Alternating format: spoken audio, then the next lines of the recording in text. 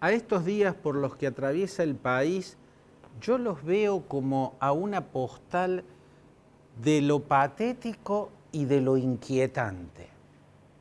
Lo patético lo veo en el final del gobierno de Mauricio Macri y lo inquietante lo veo en la antesala de la asunción de lo que va a ser el comienzo de la presidencia de Alberto Fernández.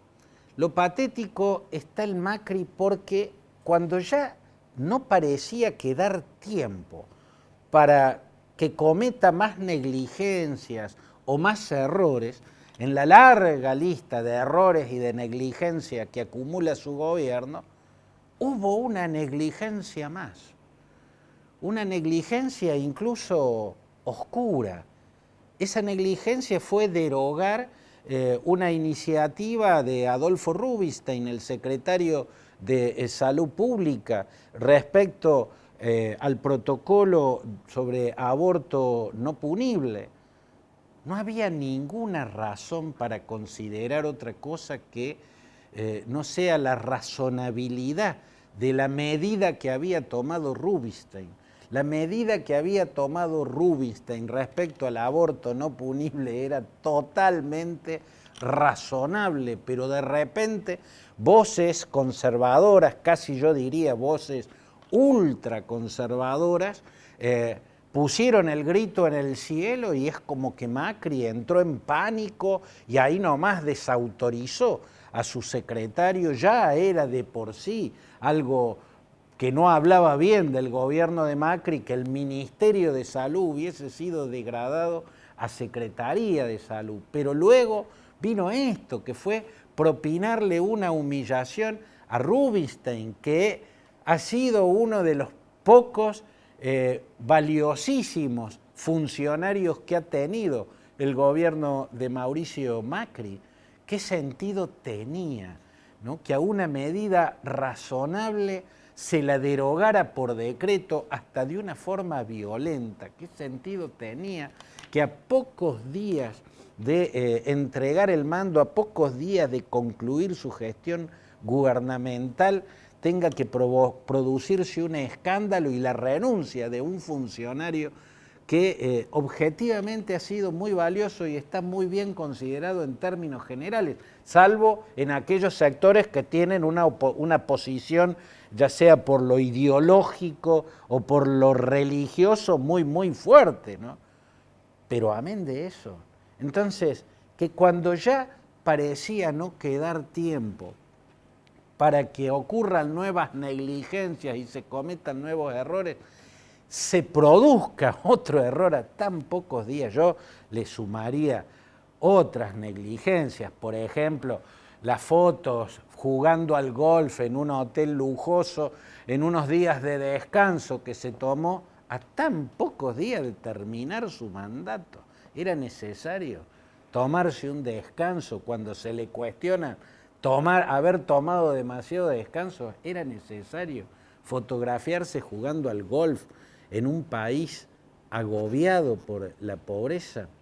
En fin, el final de Macri me parece que deja postales patéticas y el comienzo de Alberto Fernández se presenta con sensaciones inquietantes, con gestos preocupantes. ¿Cuáles son esos gestos? ¿Qué es lo que me parece inquietante de lo percibido en estos días respecto al presidente electo? Que hasta la elección que lo consagró presidente electo, hasta esa elección, Alberto Fernández había actuado con particular moderación, había mostrado un gran nivel de razonabilidad, una mirada caracterizada por lo abierto, ¿no? Había salido del centro del escenario Cristina Kirchner, nunca estuvo en el centro del escenario, parecía Alberto Fernández el dueño principal de las decisiones en el espacio político en el cual él había sido el candidato que lo llevó al triunfo electoral que lo convertía en presidente. Ese fue el rasgo del Alberto Fernández que existió entre el momento en que fue ungido candidato por el peronismo hasta el momento en que ganó la elección que lo consagró presidente electo. O sea, no el momento en que ganó las PASO, que fue la gran sorpresa, que ya lo dejó como ganador prácticamente en los hechos. Allí siguió la prudencia, el equilibrio, los pronunciamientos razonables y moderados, la mirada muy amplia, muy abierta sobre la realidad, sin dogmas, sin sectarismos, pero producida la elección y ya conquistado el triunfo, conquistado realmente, no como en las PASO, que en definitiva no dejaba de ser un partido amistoso, o sea, ahí no se ganaba la copa se jugó en la elección final. Llegada la elección final y conquistado el triunfo, empezó a aparecer otro Alberto Fernández. Un Alberto Fernández que aparentemente a la hora de negociar los cargos y las posiciones de poder deja mover las principales fichas a su vicepresidenta, Cristina Fernández de Kirchner. Un presidente electo, un Alberto Fernández que, a diferencia del que había llegado hasta el día de la elección, ya no era tan moderado, sino que empezaba a mimetizarse muy, pero muy claramente con su vicepresidenta, con Cristina Fernández de Kirchner.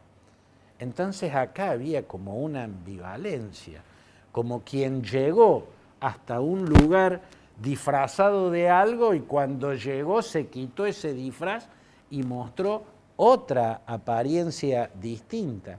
Visto desde el punto de vista de los varios millones que aportaron su voto para convertirlo en presidente, sin ser kirchneristas, convengamos que Alberto Fernández tiene claro que los votos con los que llegó a la presidencia no son todos kirchneristas.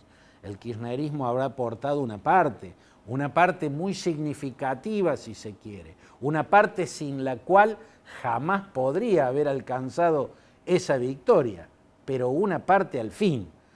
La victoria tampoco habría podido alcanzarse sin otro sector de votantes que no hubiera votado una fórmula encabezada por Cristina, convengamos. Cristina no hubiera dado un paso al costado si ella hubiese tenido la elección ganada. Dio un paso al costado porque ella tenía la elección muy complicada. Por lo tanto, en los votos que llevaron a Alberto Fernández a convertirse en presidente, hay muchos que lo votaron a pesar de la composición total de la fórmula que lo postulaba. O sea, hay muchos que lo votaron para terminar con el gobierno de Macri, no para devolverle poder a Cristina. Entonces lo que aquí vemos se parece un poco, sobre todo visto desde la perspectiva de esos votantes que querían que terminara el macrismo por lo que implicó en la economía, ¿no? Por el ajuste permanente y finalmente sin sentido, el ajuste que solo duele pero que no cura, ¿no? El sacrificio eterno que conduce a ningún lado. De eso quisieron salir muchos millones de votantes que se volcaron a Alberto Fernández a pesar de que en la fórmula estaba Cristina. Entonces, de repente ese hombre que había actuado de un modo para atraer a ese votante no kirchnerista, cuyo voto necesitaba sí o sí para ganar, después de haber ganado, empezó a mostrar la otra faz, empezó a mostrar que en realidad él está mucho más consustanciado con la mirada de Cristina sobre las cosas, sobre la realidad, que lo que había parecido demostrar antes. Antes daba la impresión de ser una propuesta tan abierta y plural que incluía a Cristina. Después del triunfo electoral empieza a verse una fórmula que refleja a Cristina, que refleja casi exclusivamente a Cristina, aunque quien vaya a estar en el despacho principal de la Casa Rosada se llame Alberto Fernández. Esto un poco es, visto desde esos votantes que no querían votar a Cristina, lo que plantea de algún modo aquella novela decimonónica tan sensacional, un bestseller de todos los tiempos, un clásico, ¿no? Que es El extraño caso del Dr. Jekyll y Mr. Hyde. El extraño caso del Dr. Jekyll y Mr. Hyde es una novela, o más bien una nouvelle, un género que implica una novela muy corta o un cuento largo. Es una obra de Stevenson, ¿no? De Robert Louis Stevenson, en la cual la historia, la ficción, habla de Henry Jekyll y Edward Hyde. Henry Jekyll es un científico que inventa una fórmula para disociar lo bueno de lo malo que habita toda persona humana. Todos los seres humanos tenemos un lado bueno y un lado malo, y el doctor Henry Jekyll encontró la fórmula para separar el lado bueno de la persona de su lado malvado. Entonces lo prueba él mismo, él es en su laboratorio su propio conejillo de Indias, y ahí aparece el reverso. El doctor Jekyll era la bondad, la sociabilidad, el respeto por el otro, pero su ser disociado, su maldad disociada, encarnó en Edward Hyde, ¿no? La maldad, la criminalidad, la bestialidad, el lado oscuro, ¿no? De la condición humana. Esta novela, que ha sido tan útil para la psiquiatría, planteando los trastornos de identidad, ¿no? Los casos de doble o de múltiple identidad, esta novela decimonónica de Stevenson también muestra rasgos de la política. En la política normalmente hay una personalidad buscando el poder y otra una vez alcanzado el poder.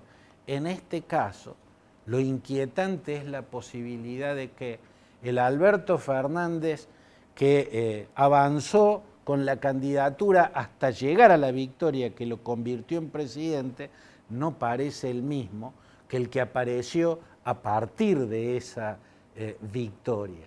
Eso es lo inquietante, ¿no? La gran pregunta es, ¿cómo va a seguir esta historia? ¿Cuál va a ser el Alberto Fernández presidente?